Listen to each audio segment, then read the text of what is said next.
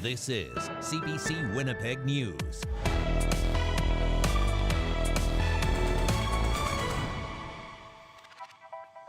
Good evening and thank you for joining us. A disgraced Winnipeg police officer has been sentenced to 7 years in prison.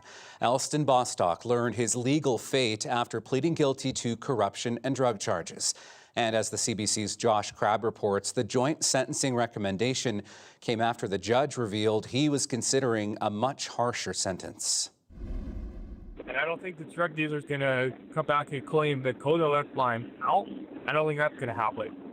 This is Elston Bostock, caught on camera talking with his partner about stealing cash, a knife, and bear spray while on duty in late 2024 as part of a police test of his integrity. The 49-year-old admitted to fixing traffic tickets in exchange for liquor and gift cards, selling cocaine and psilocybin, and sharing a photo he took of a topless woman who died of an overdose, among a long list of offenses committed by the disgraced former Winnipeg police constable. On Friday, a Manitoba judge sentenced him to 7 years in prison. King's Bench Justice Kenneth Champagne told court, "Today is a dark day for public confidence in the administration of justice." Bostock pleaded guilty to 10 charges stemming from nearly a decade of crimes that started in 2016. The offenses include breach of trust, theft under $5,000, and drug trafficking. Federal prosecutors previously told court there was no evidence Bostock sold drugs for profit, describing it as social trafficking to friends and colleagues. Court heard Bostock used his power as an officer to access internal police databases where he got confidential information and shared it with associates. Champagne told court the evidence indicates he was immersed in the criminal subculture. It appears many people in this city have Bostock on speed dial. Bostock's lawyers were seeking a sentence of just over 2 years, while provincial and federal prosecutors wanted a total of 7 years on all the charges. Then the judge told court he was considering a higher sentence of 13 and a half years, to which Bostock responded, "Holy F." Champagne told the court he was required by law to give the two sides time to talk. When they returned, both agreed to a joint recommendation, 7 years, and Champagne accepted that sentence. The judge spoke in court of the collateral damage beyond the sentence. Bostock lost his job with the police. He will keep his pension. But the judge said the need for protective custody in prison means Bostock will likely spend 23 hours a day in a cell. Josh Crabb, CBC News, Winnipeg. Manitoba continues to grapple with extreme cold. The frigid temperatures are complicating things like driving, recreation, and even emergency response operations. Today, several schools in the province were either closed because of the cold, or school buses weren't running. The CBC's Matt Humphrey has more on how people are coping. Manitoba first responders are having to fight not only fires, but cold as well. Winnipeg Deputy Fire Chief Scott Wilkinson says crews are contending with frozen hoses and equipment, biting wind, and quick freezing water. We spray a lot of water, we make a lot of ice, and it's very challenging for our crews, both the fire crews and our medical crews, our paramedic crews out in these conditions. Even winter recreation is getting frozen out. Ironically, it's so cold the Windsor Park Nordic Center is closing until Monday. Manager Lori Penton says this is only the second time in 5 years. It just didn't make sense to spend the money to have staff here when there would be virtually, we expect, 0 customers. The park is filled with cross-country ski trails around the Seine River, but Penton says even outdoor enthusiasts may not be so enthusiastic right now. It's cold. I mean, it's 35 below overnight the next couple of nights. The wind is a huge factor. There's no doubt it's extreme, even for Winnipeg and for Manitobans. At these temperatures, even running errands becomes a challenge. And how are you going to stay warm, you think? Oh man, just layer up, that's it. That's all you got to do, man. I got on some sweatpants under the jeans. And it's not just you affected by the cold. Your car feels it too. We recommend, of course, making sure that your fuel tank doesn't go below half, because that fuel is very important to keep you warm. Nadia Matos with CAA Manitoba says to keep an emergency kit in your vehicle and to be patient if you're just waiting for a boost. people who are on the side of the road, we're going to get to you a lot faster than perhaps someone who is safe at home. But there's light at the end of the tunnel. Environment Canada says we can all look forward to warmer than normal weather in February. Matt Humphrey, CBC News, Winnipeg. Dozens of wild bird samples from southern Manitoba have tested positive for highly pathogenic avian influenza. The results came after scientists collected over 500 geese carcasses in December. Well, now laboratory analysis on those carcasses confirmed the birds had a contagious strain of bird flu known as H5N1. The CBC's Santiago Arias-Rosco has more. Scientists called it unprecedented for Manitoba. Over 500 dead birds, most of them Canada geese, in and around ponds in Niverville and along the Red River. Experts suspected avian influenza, but wonder if it had mutated. The worry that a virus that was like a mix of the avian and the human origin one would kind of create basically a mix of the two, and then that could potentially have more severe implications for the human population. Thankfully, we have not seen that happen with this one. The Canadian Food Inspection Agency tested 39 birds. All but one came back positive with H5N1, the main type of bird flu circulating in North America. Hannah Wallace says that's a relief. And we're like, okay, we've got this. It's exactly the same as what we've been dealing with. But a biologist warns that there is still a risk. It's definitely concerning because we haven't dealt with this in previous years. So the way that the virus affects populations can change through time. Wild birds constantly exposed to the virus have mostly gained some immunity, but H5N1 is extremely contagious and deadly for domestic birds, making it especially worrisome for chicken farmers. And that's not all. Wallace says there could be another die-off of birds in the spring. Avian flu can survive in river sediments, even during bitterly cold winters. It's very likely that that virus is there and would persist in the environment, which is why we think that there's like some of the birds are probably getting reinfected when they go back to the same places. The association representing chicken farmers says avian flu has been a problem for years, especially tricky during migration times. But for now, all farmers can do is wait and hope the safeguards they have in place to protect themselves will continue to work. Santiago Arias-Orozco, CBC News, Winnipeg. 13 U.S. trained doctors have been recruited to work here in Manitoba.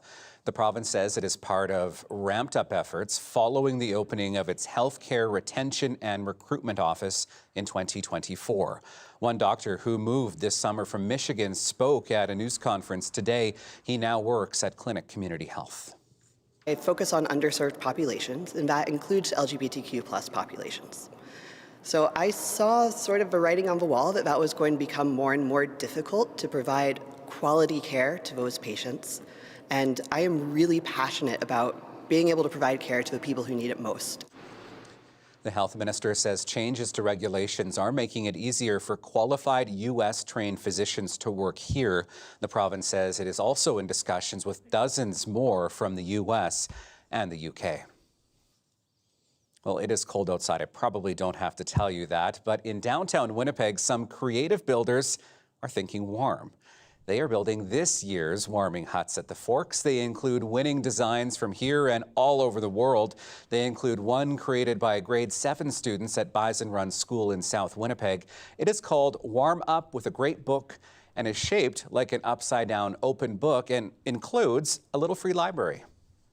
It was really fun getting to starting with a drawing, then building the design with like cardboard, clay, and all that stuff, then getting anvil tree, and spending architecture to get like blueprint, then anvil tree to build the actual thing, which is now shown out there. This year's warming huts also include designs from Travel Manitoba and the U of M's Faculty of Architecture. Once completed, the warming huts will be brought down to the Nestawaya River Trail for all to enjoy. All right, that leads us to a first check on our forecast, and you might, on a chilly weekend, be looking for a warming hut. Here is weather specialist Mickey Wolf. Thanks, Riley. Well, as you know, and as many of our viewers know, we've had an exceptionally cold few days across the province. We're going to see that continue, at least for the few days. Let's take a look at our active watches and warnings we've got for the province. We're seeing orange, and we've been seeing orange, and we may continue to see orange at least into tomorrow. Those temperatures are, with wind chill, near -40 to -45. So things are cold, and it's right across the province. They're seeing it in Saskatchewan, and they're seeing it even into Ontario right now. But let's get a look at our daytime highs today, if you can call them that. Now, these look near the high -20s into -30, but again, this isn't quite factoring in that wind chill. So taking a look at tomorrow, again, we've got -30 to start us off for the day, moving into -29 later in the day. But with the wind chill, it's going to feel quite a bit colder, Riley, and I'll have the details about when this should let up in our next forecast. Thanks, Mickey. Up next for us tonight, remember social distancing, the scenes like these. Well, the COVID-19 pandemic may be a distant memory for some, but the province plans to look back on how it was handled. That's next.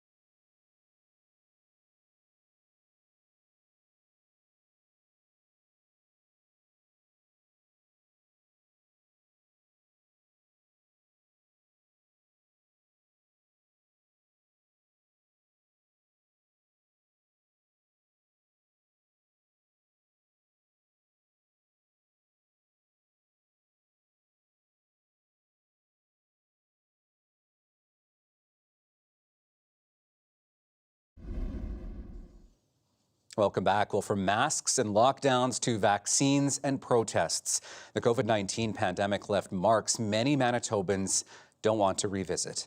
But that is not stopping the provincial government. As the CBC's Ian Fraser reports, the province says it has a responsibility to review what happened.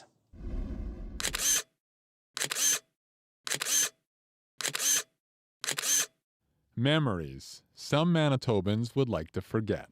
They're really not interested in debating and going back to what happened during COVID. But despite that reluctance, the province is looking back anyway. The health minister thinks Manitobans will agree. They do want to know that their government is doing what's necessary so that we can be resilient, be prepared, and have a safer province should we see another pandemic or emergency happen. Manitoba's government is launching a review into its handling of the COVID-19 pandemic. It's supposed to look at all aspects of the response, from lockdowns to having Canada's second highest death rate and the only place to send ICU patients out of province. Still, Yazoma Asaguera says the study will be limited for the public's sake. They want us to focus on learning the lessons and charting a path forward. The review will be handled in-house by the government and involve top doctor Brent Rusin. It'll cost roughly $500,000 and be wrapped by the end of the year. I think information is power. I see this as a really positive thing. A psychologist, Renee El-Gablawi, wants the review to dive into mental health. We certainly did see clinically an increase in need for mental health services across different sectors. I think they need to take stock and looking at some of the really big policy choices that were made around, say, for example, decisions around closures, decisions around vaccine prioritization. Community health professor Michelle Dreger says it's tough to say whether the NDP study will be detailed enough. Depending on how they're going to be carrying out that evaluation and what that scope is going to be, it's really a challenge to say. The government hopes the memories from any future pandemic aren't as painful. Ian Fraser, CBC News, Winnipeg. Let's take you south of the border now, where businesses across Minnesota staged a one-day strike today to protest the ongoing crackdown by immigration enforcement officers. And communities across the state braved the record-breaking cold to march in protest. Organizers said demonstrators had left work, school, and personal activities to participate. Tensions in Minneapolis have surged following a number of high-profile incidents. On Thursday, a 5-year-old boy was detained with his father and sent to an ICE facility in Texas. And earlier this month, an ICE agent shot and killed a driver named Renee Good. Protesters are demanding that ICE agents leave the state and that the agent, Jonathan Ross, be held legally responsible for Good's killing. Here in Winnipeg, 2 businesses are doing what they can do to stand in solidarity with the people of Minnesota. And as Mike Arsenault reports, they are doing it one toque and one donut at a time. Delicious donuts with a strong message. We've got a F vanilla sprinkles, which kind of looks like ice, so you can put that together. And then we've got a Be Good chocolate cream, obviously sort of in honor of Renee Good. Amanda Kindon is the owner of O Donuts. She was looking for a way to show solidarity with our neighbors to the south, while bringing awareness to the massive immigration crackdown there. Minnesota has become a powder keg of protest and aggression ever since an ICE agent shot and killed 37-year-old Renee Good earlier this month. Kindon wanted to help, so she did what she does best. So I thought, what could we do at home? Let's make some donuts because people like those, and support a local community organization that's doing good work for immigrants and refugees here in Manitoba. Kindon is donating a portion of the proceeds from these 2 specialty donuts to the Immigrant and Refugee Community Organization of Manitoba. And she's not the only Winnipeg business showing solidarity with Minnesota. Josh Zaharia at Wolseley Wool is inviting people to break out the needles and yarn to knit toques that will support Minnesotans impacted by the actions of ICE. There's a yarn store in Minneapolis called Needle and Skein, and they were having a protest knit-along for these hats that they developed. So the proceeds from purchasing the pattern go to a bunch of groups in Minneapolis that are helping people on the ground floor over there. Zaharia says Wolseley Wool adopted the idea and hosted a knit-along for people to make these melt the ice hats. The design also has a deeper meaning. It's an homage to the hat Norwegians made in the 1940s as a form of visual protest against Nazi occupation of their country. I think a lot of people feel like a little helpless, so it's nice that they can gather together and try and do a little something as a knitter to help out. Zaharia says he'll hang the hats in the window when they're finished to remind Winnipeggers what's happening in Minnesota. Kindon says their specialty donuts raised hundreds of dollars for IRCOM, and they're all sold out. Mike Arsenault, CBC News, Winnipeg. An overnight warming space is opening in Brandon in response to the cold weather. The facility will open at 6 p.m. on Saturday at 440 Rosser Avenue in the city's downtown. It will remain open until 9 o'clock Sunday morning. The shelter will have 25 seats available for people overnight, with staff and security on site.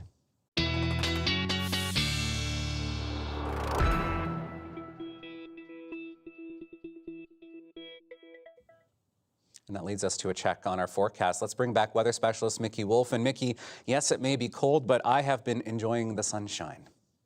Thanks, Riley. Well, I'm just grateful that we haven't been seeing a ton of snow along with these brutally cold temperatures we've been seeing across Manitoba. Let's take a look at our skies we've had across the province over the past few hours. We're seeing a little bit of cloud cover, but overall things have been relatively clear during this cold snap, but that might change as we get into Monday. So Saturday is looking like another beautiful sunny day, and then as we get into the overnight hours Sunday and into Monday, we might see a little bit of snow in the north and then coming across potentially into the Interlake. Let's take a look at some of the snowfall amounts we might see Sunday into Monday. So again, in the north, we may see up to 4 centimeters for the Churchill area, and then around the Interlake, 1 to 2 centimeters. Southern Saskatchewan overall is looking pretty dry so far, at least for this part of the week. But what about the wind? Because I know that's been on my mind for this cold snap. So we will continue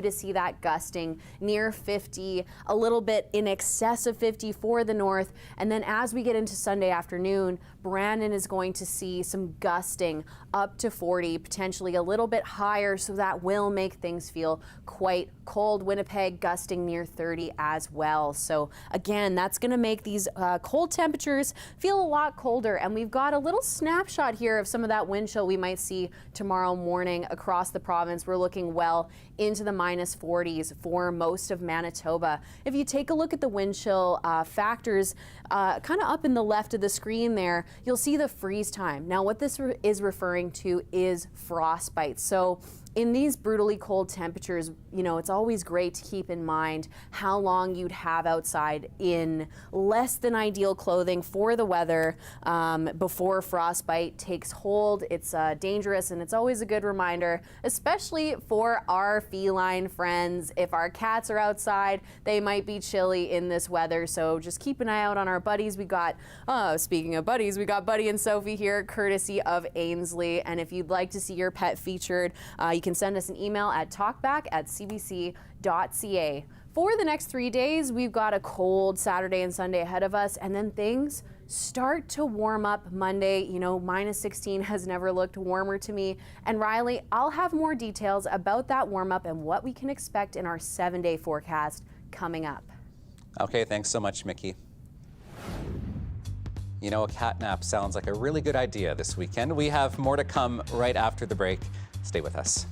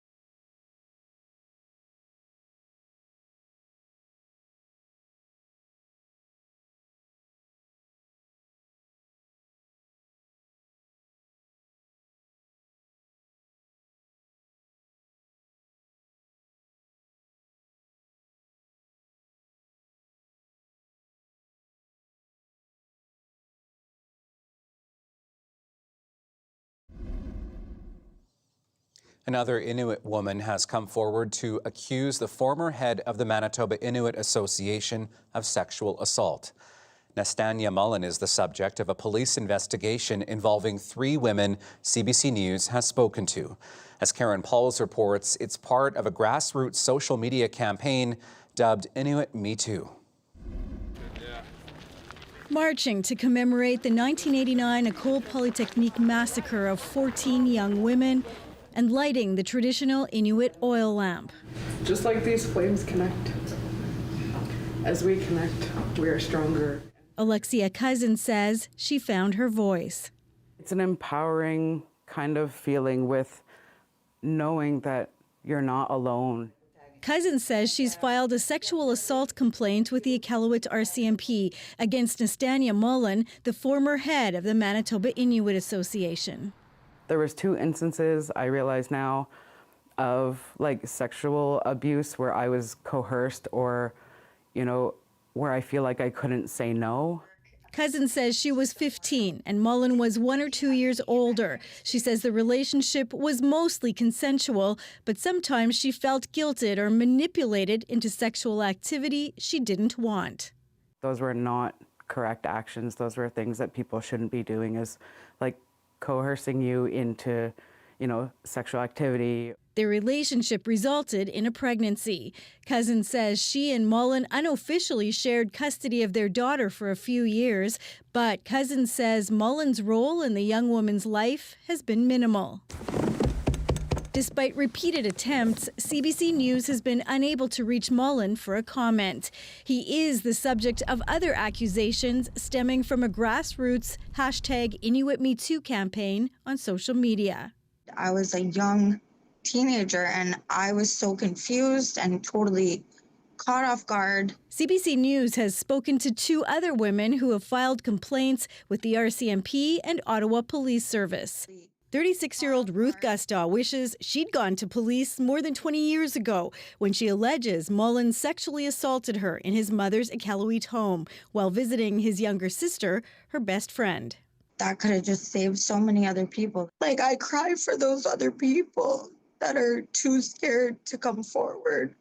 None of the allegations have been proven in court, and Mullen has not been charged. The Nunavut RCMP saying only, as the matter is still under investigation, I do not have any information to share at this time. We had a period of awareness and shock, and now this is a part of the journey. Advocacy groups are fundraising to provide legal fees, culturally appropriate counseling, and victim services support. I think that that's what shifted, is that more women are speaking not only with each other, but they're now speaking on larger platforms without that fear that people aren't going to believe them. The Manitoba Inuit Association terminated Mullen last November. It hired a new CEO earlier this month. Some advocates and survivors say that's a good start, but they'd still like to see him face charges in court. Karen Pauls, CBC News, Winnipeg. Well, it is more than just Manitoba dealing with extreme temperatures. A bitter cold snap is now descending on other parts of the country just in time for the weekend. While in the United States, a generational winter storm is expected to hit nearly 30 states this weekend, with emergencies being declared in at least a dozen states stretching from Texas all the way to New England. The CBC's Michelle Song has more. There you go. Bracing for the extreme cold outside, layering up herself and the dogs. Dog walker Helga Oyoung says she's prepared. I mean, it's Canada. What do you expect, right? With parts of Canada plunging into a polar vortex, frosty temperatures are settling in and expected to continue. Some regions feeling as low as -50 degrees Celsius with wind chill. Environment Canada cautioned those who work outside to take breaks indoors. Frostbite is a concern when we talk about wind chill. Wind chill values of -30 and below. Skin exposed to the air can develop frostbite as quickly as 30 minutes. My zipper broke off my jacket. It was so cold out, man. Manitoba and Saskatchewan and parts of Ontario are now under extreme weather alerts, impacting about 3.5 million people, and shelters across those provinces are now gearing up for an influx of visitors. During the extreme cold alert is going on right now, we actually allow community members to come in to warm up outside of those drop-in hours and outside of the shelter hours. But the polar vortex is also driving weather south of the border, as a fierce weekend winter storm is set to reach all the way from the Rockies to New England. At least 160 million people in its path, with more than a dozen states declaring a state of emergency. This is a very dangerous combination of heavy snow and extreme cold temperatures. Power crews are working overtime, workers salting roads, and groceries are flying off the shelves. So I'm just getting the little essentials that we need because I'm not coming outside. The extreme cold will continue into the weekend, and while it's too early to predict the exact track of the U.S. storm, it could bring more snow to eastern and Atlantic Canada. Michelle Song, CBC News, Toronto. Sovereignty, trade, and security were the topics at day 2 of the federal cabinet retreat in Quebec City. All have been spotlighted by Donald Trump's year-long assault on Canada. His latest broadside was rescinding Mark Carney's invitation to the U.S. President's Board of Peace. The CBC's Olivia Stefanovich has the story. What did you hear about the invitation rescinded? The Prime Minister arrived for a final day of cabinet planning meetings to a barrage of reporters' questions after U.S. President Donald Trump announced he's withdrawing Mark Carney's invitation from the Gaza Board of Peace. The escalation just hours after the Prime Minister pushed back against Trump's rebuke at the World Economic Forum. Canada lives because of the United States. Remember that, Mark, the next time you make your statements. Canada doesn't live because of the United States. Canada thrives because we are Canadian. Leaving the state of relations between the two countries on shaky ground. Alberta is a wealth of natural resources, but they won't let him build a pipeline to the Pacific. As the U.S. Treasury Secretary goads Alberta separatism. Rumor that they may have a referendum on whether they want to stay in Canada or not. Sounds like you may know something up there.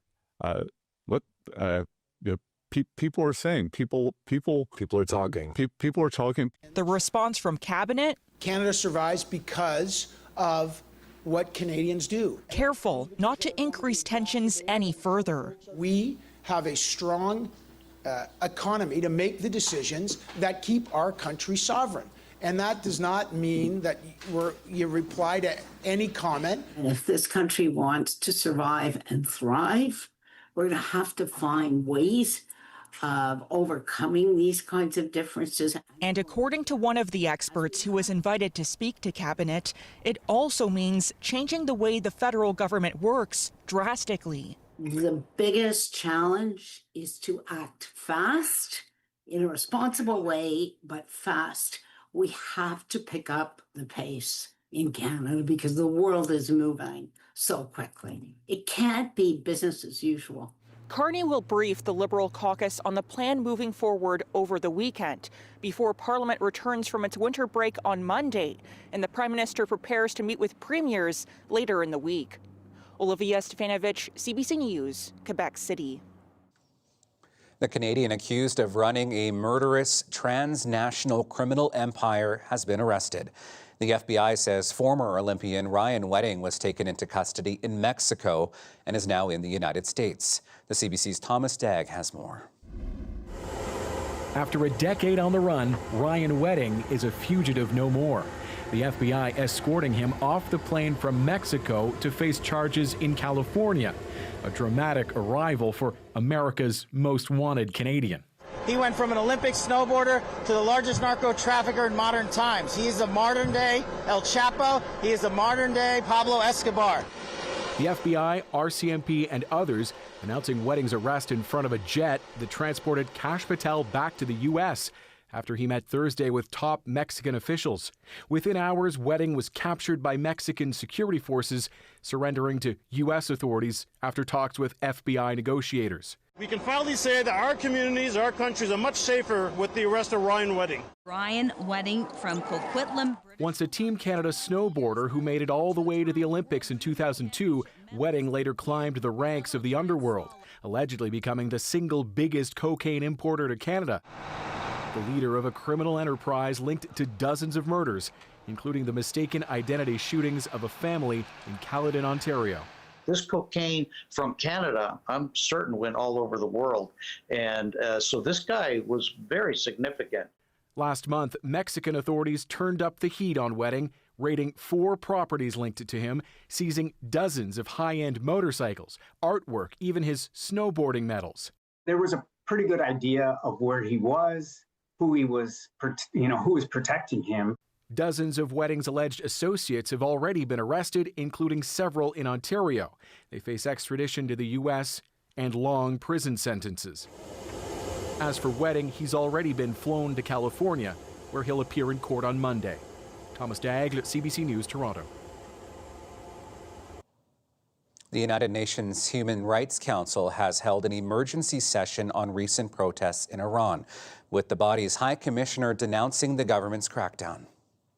I call on the Iranian authorities to reconsider, to pull back, and to end their brutal repression. This is the worst mass murder in the contemporary history of Iran. Our beautiful country. The group says there were at least 4,500 confirmed deaths during the protests, with another 9,000 under review. Donald Trump announced on Thursday U.S. warships heading toward the Middle East. He said the U.S. was watching Iran, quote, very closely. Coming up, he was Manitoba's first Indigenous judge, led the Truth and Reconciliation Commission, and served as a senator. After the break, we will take you to a round dance event being held tonight to honor the late Murray Sinclair. Stay with us.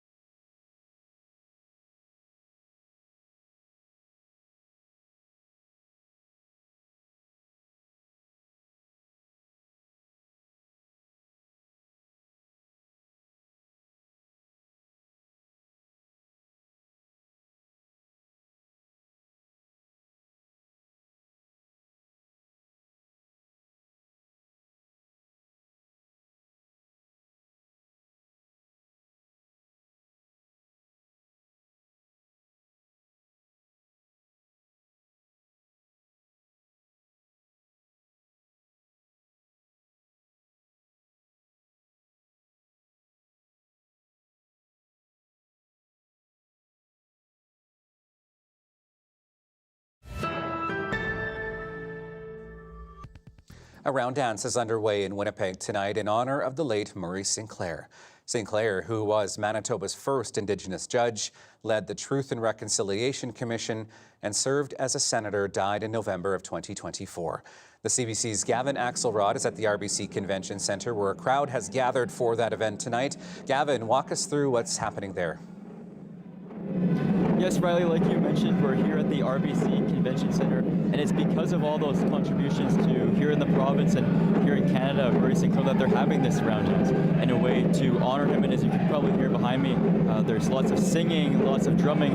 And earlier when we got here, there was a pipe ceremony. People had a feast, and as you've been waiting here just to come and speak with you, they've been going song by song, dance by dance. I'm going to step aside for a second here to let you see some of the folks dance here. And as you can see, lots of people in ribbon skirts joining together song by song. There's a portrait of Murray Sinclair that people have been taking photos with throughout the evening. And earlier we spoke to Danae Sinclair, a daughter of Murray Sinclair, who helped put this event together. And here's a bit of what she had to say.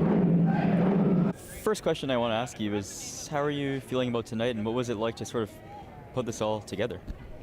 Oh, I'm feeling great. This is going to be a wonderful community event. Our dad loved community events and being out with the people and seeing young people celebrating themselves. So I know he's happy, so I feel good. What is it about the round dance do you think that'll bring people together tonight, and why is that so significant as part of this event to honor your father? The round dance is a community gathering for people to remember their relatives, and so they can be for overall remembrance, but as our family, we really thought it was important to have the community participate in a remembrance of him. He worked with many people across the country for decades and decades. He was our dad, but he was a relative and a friend to many people, so this is an opportunity for everyone to remember him. We kind of talked about this before off camera, but tell me about sort of like where you've heard that people are here from today just to be here to honor your father. Yeah, I have a lot of family that came from Ontario. A lot of relatives from the States have come up as well, but I did just meet someone from Quebec and a couple ladies from Thompson and a couple ladies from Churchill. So it seems like people came from all over the place, and it's really beautiful to hear the stories of how they knew him and how they remember him. I'm assuming that never gets old for you to hear all those stories from people about the impact your father had on them. Yeah, I mean, we asked people for a year to just give us some space and allow us to grieve, and so we were really kind and gentle to ourselves as his family to let us, take a year to be with that. But because we've passed that 1 year at this point, I am excited to hear those stories, and we get messages on Facebook. We get people that come up to us everywhere we go, and hearing those stories is really beautiful. But also just seeing people talk with each other about how they knew him. So former coworkers that haven't seen each other for years are here visiting with each other. So that's really great too. The photo, the portrait back there, what's that like for you to see? What kind of goes through your head when you see that photo of your father? Yeah, I mean, it's a beautiful picture of him. He loved it. So he actually saw the draft of that portrait before he passed. He was in the hospital. And he loved it too. So it was important to us to share a picture of himself that he really loved. So he was proud of that too. Hey, brother. But it's always, it's beautiful to see a picture of your relative after you've had the time to be sad about them. So there is a period of time that those pictures make you sad, and you shouldn't be pining over them, is my understanding. So it's nice to look at those pictures and feel good. Again, it's nice. One thing I want to ask you is, what do you hope people will take away from being here tonight? I mean, I hope people come out and have a good time, be in community together. Winnipeg's a beautiful city, and Dad loved the city, and Dad loved being in Anishinaabe. So it's like all those things that come together into the community space. That's what he would want. And if he was still with us, he would have loved this. He would have been the first guy to be like, take me to the round dance. It's going to be really awesome. So I know he'll be here tonight. I know he'll love the energy and just want people to have a good time. I was going to say, what do you think he would make about people coming together like this, but also carrying on his legacy through an event like this? Well, that's what we all want, right? To be remembered after we pass, and to be remembered in a good way. And as his family, we're committed to continue his work. That's our responsibility. And I know that for everyone, that's all we want in life, is to be remembered and acknowledged for our impacts here. So, we don't want anyone to ever not think about him. And so this is an opportunity for us to do this together. It's his birthday tomorrow. Yeah, he would have been 75. So this is a pretty great way to spend a birthday with people. So again, Riley, like you heard right there, it's a community celebration, and the celebration is going to go on all night here. The last dance is scheduled for about 11:45 p.m. So if you're watching this right now and you still want to get down into the convention center, there's plenty of time, and we'll send it back to you with that, Riley. All right, thank you, Gavin. CBC's Gavin Axelrod at the RBC Convention Center. Another advocate for the Indigenous community is also being remembered tonight. The head of a Winnipeg emergency shelter and community health organization is thinking about the legacy of Dr. Barry Lavallee. The physician died earlier this week. He was known for his work fighting to improve health care for First Nations and Métis people, but also had an impact at Main Street Project. The CBC's Alana Cole spoke with the executive director there. It's one photo, but the effort behind it felt by many. Dr. Barry Lavallee, part of a team getting COVID-19 vaccines to people in encampments. Main Street Project's Jamil Mahmood says it's one of the first times they worked together. And he literally just said, give me the vaccines and I'll go out with Main Street Project and we'll start administering them. And so he did that, but he did it in a way where he just went and met with people like they were his brother or his sister or a relative and just sat with them and spent time with them. I'm going to give you a shot today. Lavallee was known for his efforts to improve health care for First Nations and Métis people. His death made public this week. Mahmood says his work in advocacy played a role in some of their harm reduction initiatives. And at one point last year, he turned to Lavallee after hearing someone died waiting for care in an emergency department. The first person I called when that happened, was Dr. Lavallee, and he stepped up right away, showed up with his whole team and started, pushing the healthcare system to be accountable for what's happening for community members in those places. Along with fighting for change, Mahmood is also remembering his ability to connect with people. In a room where you may have, people who are leaders in organizations and people who are living in encampments, he made everyone feel equal and valid and connected, and that didn't matter, your socioeconomic status, your title, whatever it was, you were a human being, and everyone deserved that right and respect. Lavallee was 64. Mahmood says his legacy will be long-lasting. Alana Cole, CBC News, Winnipeg.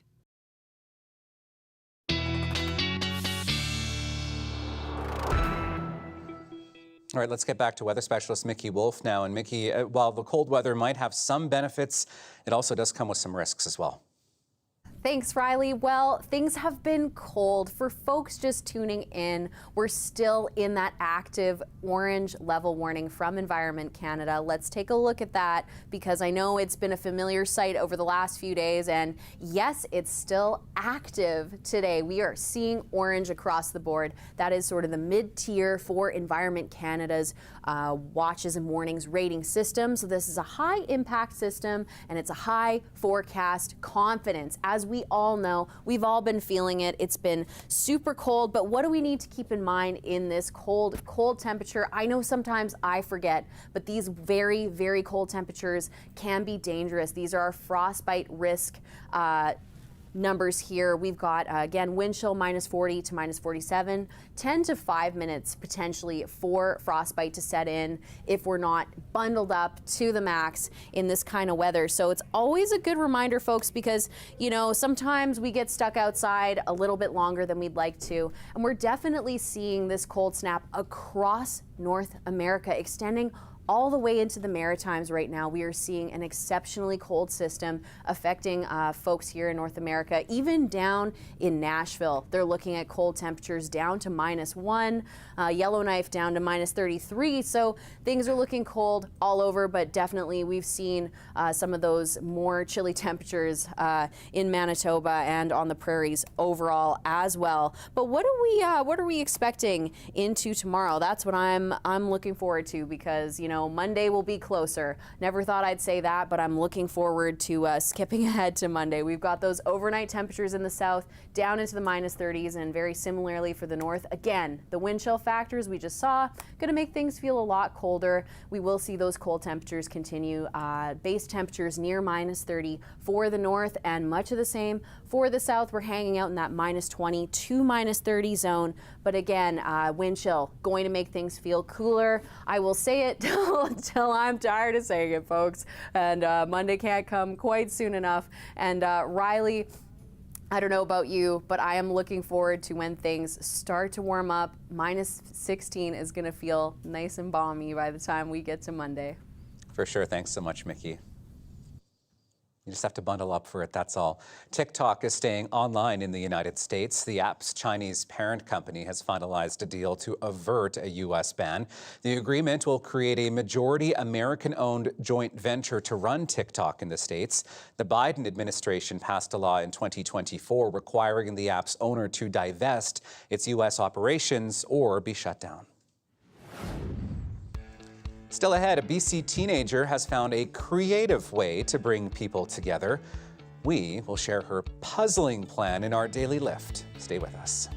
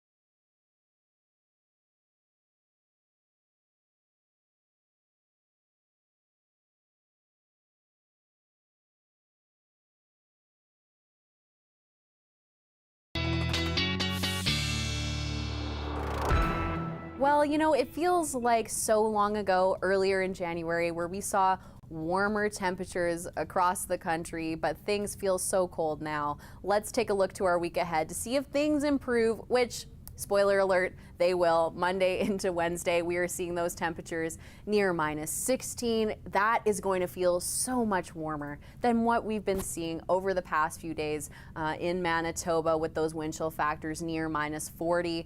And then as we get into Thursday and Friday, we've got a little bit of a cool down, but overall, you know, I'll take it over -45 with wind chill.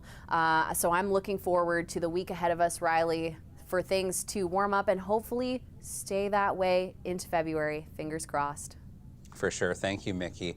Great weekend to maybe curl up under a blanket with a book. Well, you've likely heard of little free libraries. We have many of them, not just here in Winnipeg, but right across the province. Well, a teenager in British Columbia has come up with another idea to help create community, a puzzle and game library. Her project is our Daily Lift.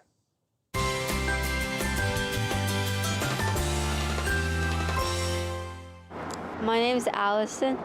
So basically I saw like a bunch of these like the book libraries that you sometimes see out and about, or like in neighborhoods, and like I got like the idea from those type of libraries because I noticed that we have like a lot of puzzles and like games at home, and like once you finish a puzzle you don't really like take it out back again after you built it, so it usually will end up in like the garbage or something. So this idea is like more sustainable, and it like helps the community enjoy like the puzzle that you had fun with as well. Yeah, it can be like a take a game, leave a game situation, or people who like are less fortunate can also just take games, because like other people, as you can see, like donated so many games. Since the news article came out, it really helped like populate the box, which made people like donate more, which is really nice to see. Probably take the like Monopoly, because Monopoly is really fun to play with your family. When we walked up today, I was actually enticed by Cranium. We used to play it when I was younger, and it was a lot of fun, so I definitely gravitate towards that. I see Monopoly. That was a favorite in our house when I was growing up. We're now in sort of the puzzle era, I guess, so those would be fun as well. But many options to help keep you occupied on a cold winter weekend. That is our program for this Friday. Thank you so much for being with us. We will see you again on Monday. Have a good weekend.